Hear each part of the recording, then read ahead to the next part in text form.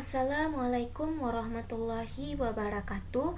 Saya Vira Mustika Indreswari, NIM 18043049. Pada kesempatan kali ini saya membuat video webinar presentasi dengan maksud untuk menjawab pertanyaan-pertanyaan pada pertemuan ke-11. Saya langsung masuk ke pertanyaan pertama, yaitu pada buku Balzan. Define Decision Support System (DSS) and Group Decision Support System (GDSS) and describe the role they play in a business.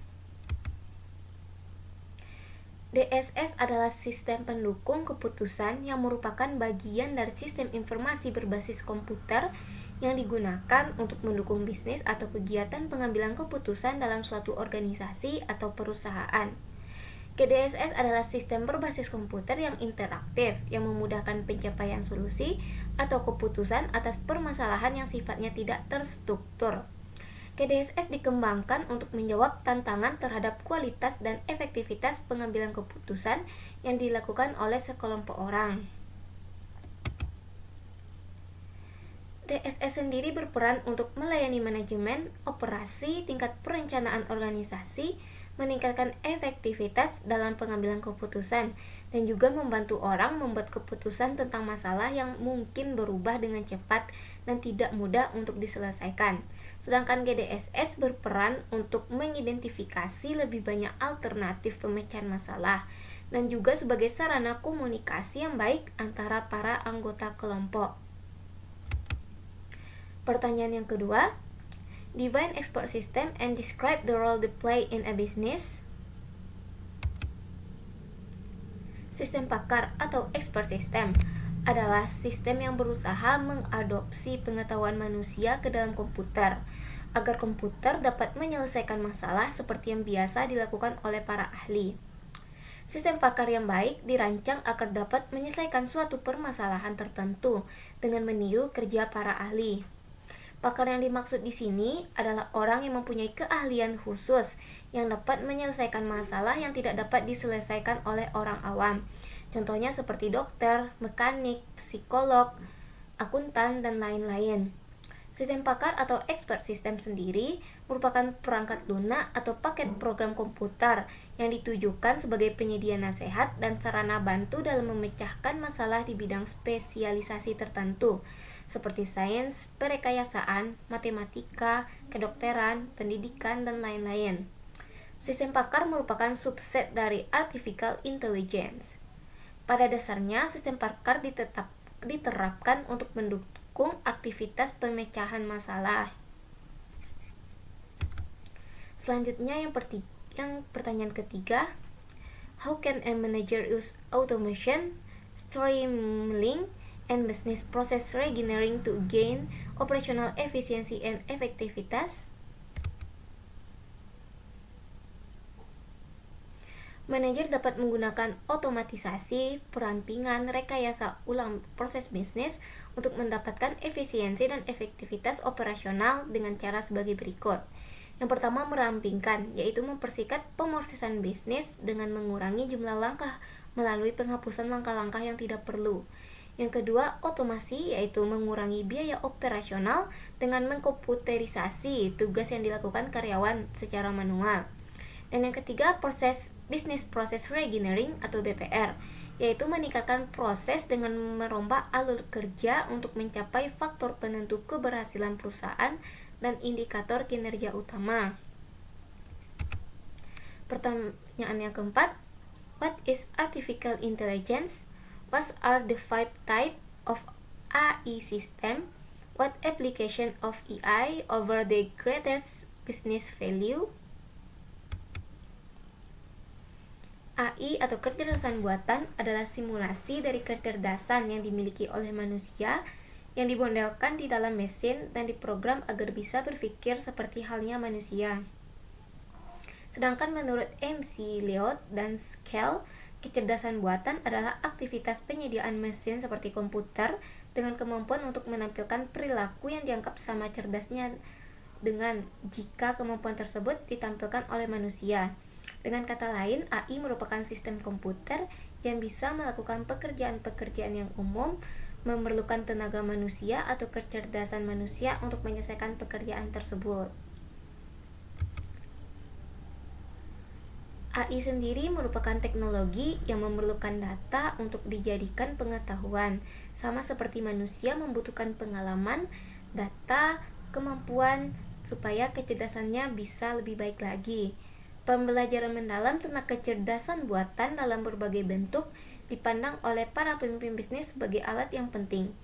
Hal itu menempatkan artificial intelligence masuk dalam daftar teknologi yang secara aktif dieksplorasi oleh banyak bisnis untuk menemukan cara efektif memanfaatkannya, dipadukan dengan teknologi baru yang sedang berkembang seperti machine learning dan komputasi awan. Terdapat 5 tipe sistem AI, yaitu expert system, yaitu program terkomputerisasi yang meniru proses penalaran pakar dalam memecahkan masalah yang sulit. Yang kedua, neural network, yaitu meniru cara kerja otak manusia. Yang ketiga, genetic algorithm, yaitu sistem yang meniru proses evolusi keberlangsungan hidup untuk menghasilkan solusi yang semakin baik untuk suatu masalah. Yang keempat, intelligent agency, yaitu informasi berbasis pengetahuan yang mencapai tujuan khusus tugas atas nama penggunanya. Dan yang kelima, ada virtual reality, adalah lingkungan simulasi komputer yang dapat menjadi dunia nyata dan dunia imajinasi. Selanjutnya, pertanyaan yang dari sumber lain, jelaskan contoh keputusan-keputusan yang dihasilkan dari keberadaan DSS dan GDSS, serta contoh keputusan-keputusan yang dihasilkan dari keberadaan ES. Apa kesimpulan yang bisa saudara ambil?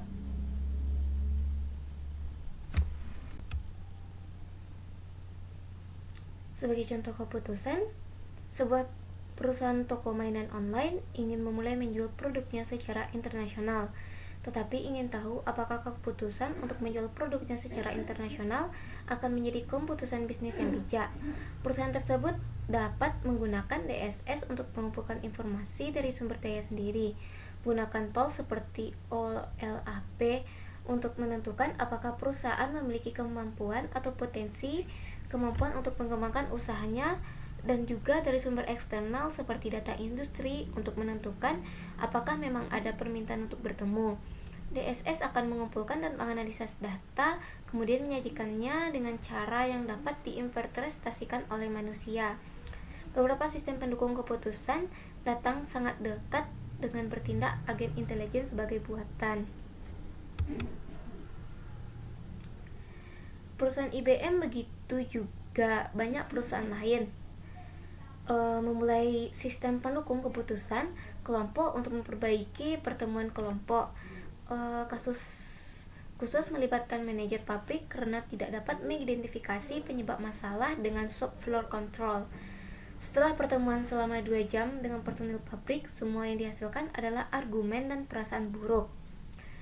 Jadi setelah bertemu dengan fasilitator sistem pendukung keputusan perusahaan, manajer memutuskan untuk memiliki 10 karyawan pabrik, dirinya sendiri, dan 2 analisis junior untuk berpartisipasi dalam sistem pendukung keputusan kelompok.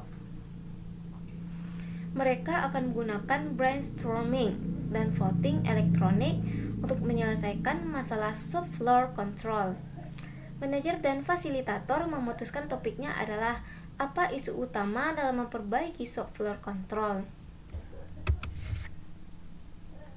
Setelah melakukan brainstorming selama 35 menit dan mengumpulkan 645 baris saran, gagasan dan komentar tentang bagaimana memperbaiki shop floor control, manajer menemukan bahwa dia mendapat informasi bermanfaat tentang masalah ini untuk pertama kalinya.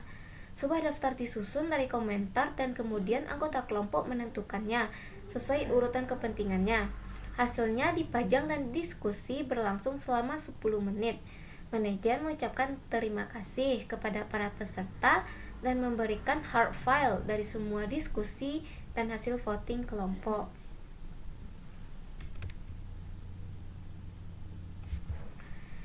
Sistem pakar sangat berguna di bidang ekonomi, terutama dalam hal pengambilan keputusan untuk memulai suatu investasi usaha. Apalagi pada saat sekarang ini orang awam banyak yang kurang memahami pasar modal, sehingga mereka cenderung menggunakan intuisi daripada analisa dalam berinvestasi. Kondisi ini mengakibatkan mereka harus menghadapi risiko yang tinggi dalam berinvestasi seperti kerugian. Untuk meminimumkan risiko tersebut, diperlukan suatu alat seperti sistem pakar yang mampu menganalisa sesuai dengan keadaan yang terjadi di dalam pasar modal, sehingga investor lebih mudah dan lebih yakin dalam berinvestasi.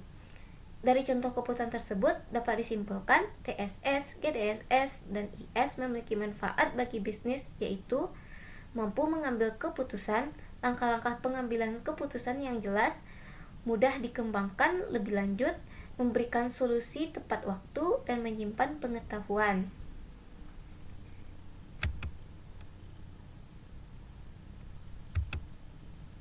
Pertanyaan yang kedua, jelaskan apa harus TSS dan GDSS menjadi satu paket dalam sebuah entitas bisnis. Maksudnya harus dibangun dan diimplementasikan secara berbarengan. Perusahaan seperti apa yang harus punya DSS serta GDSS, dan perusahaan seperti apa pula yang cukup dengan DSS saja. Jelaskan pula contoh DSS maupun GDSS pada sebuah entitas bisnis.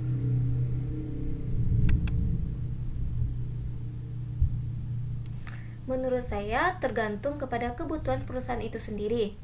Ada perusahaan yang harus menerapkan GDSS dan DSS secara berbarengan, seperti perusahaan multinasional yang memiliki struktur pengambilan keputusan yang komplit dan rumit, sehingga membutuhkan grup dalam penerapan pengambilan keputusan untuk mencapai tujuan bisnis. Perusahaan yang cukup dengan DSS seperti perusahaan jasa, contohnya pada saat perekrutan pegawai. Dalam hal ini, bagian sumber daya manusia perlu melakukan seleksi agar mendapatkan pegawai yang sesuai dengan kebutuhannya. Selanjutnya, mengikuti bagan alur perekrutan mulai dari permintaan kebutuhan pegawai hingga seleksi terhadap calon pegawai. Implementasi DSS dalam perekrutan pegawai memberikan solusi yang baik. Dengan adanya prosedur demikian membantu untuk mendapatkan pegawai yang sesuai dengan kebutuhan dengan memberikan solusi seleksi. Selanjutnya saya masuk ke pertanyaan di buku Laudon. Untuk pertanyaan yang pertama, why did Adem need better data and analytic tools for human resource? What management, organization, and technology factor contribute to Adem's need for the better HR data and analytics?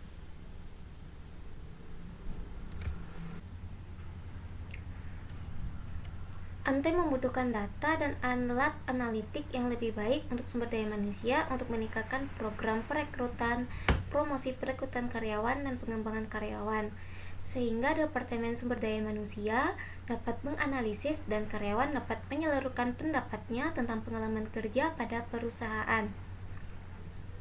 Faktor manajemen, organisasi, dan teknologi yang dapat mempengaruhi keputusan tersebut adalah: yang pertama ada manusia, yang kedua ada Departemen Sumber Daya Manusia, yang ketiga ada portal People Data Center atau PDC, yaitu portal berbasis cloud yang dashboard intelijen tenaga kerja interaktifnya memungkinkan sumber daya manusia dan pengguna ATM lainnya mengakses dan mengajukan pertanyaan menggunakan data internal dan pihak ketiga. Pertanyaan yang kedua, describe the business intelligence capabilities of the PDC portal. PDC sendiri memungkinkan sumber daya manusia dan pengguna ATM lainnya mengakses dan mengajukan pertanyaan menggunakan data internal dan pihak ketiga. Portal ini melayani 56.000 karyawan dan menyajikan data dalam dashboard, grafik, laporan, dan format visual lainnya yang mudah dipahami.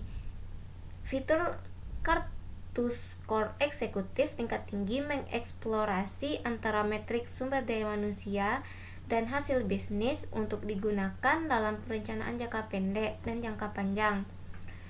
Satu laporan scorecard menunjukkan hubungan antara pertumbuhan pelanggan, rasio sewa bersih ATM, dan total biaya terkait dengan tenaga kerja internal dan eksternal.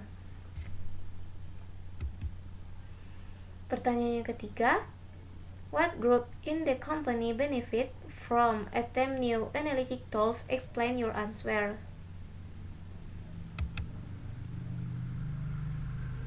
Grup yang mendapatkan manfaat dari analitik baru ATEM adalah Departemen Sumber Daya Manusia. Karena dengan adanya alat analitik yaitu PDC dapat melakukan analisis sentimen serta adanya tempat bagi karyawan untuk menyalurkan pendapatnya tentang pengalaman kerja. Sistem yang menganalisis sentimen yang sedang berlangsung membantu manajemen mengidentifikasi dan mengatasi potensi risiko produktivitas. Selain sumber daya manusia, ANTEM juga membantu grup lainnya untuk menggunakan data dengan lebih baik. Karyawan dari area bisnis fungsional lain biasanya memiliki akses hanya ke data untuk unit bisnis mereka.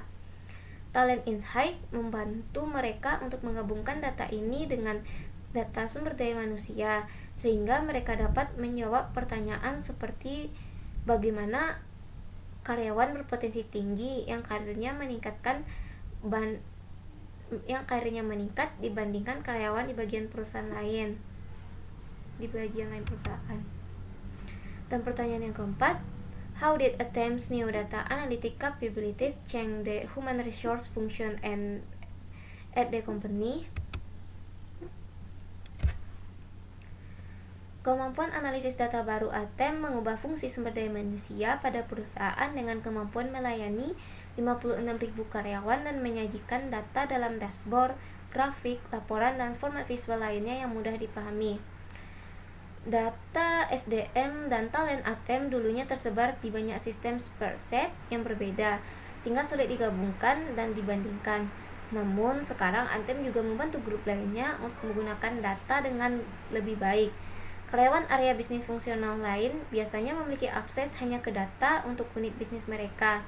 Talent Insight membantu mereka untuk menggabungkan data ini dengan data SDM sehingga mereka dapat menjawab pertanyaan seperti bagaimana karyawan berpotensi tinggi yang karirnya meningkat dibandingkan karyawan di bagian perusahaan lain.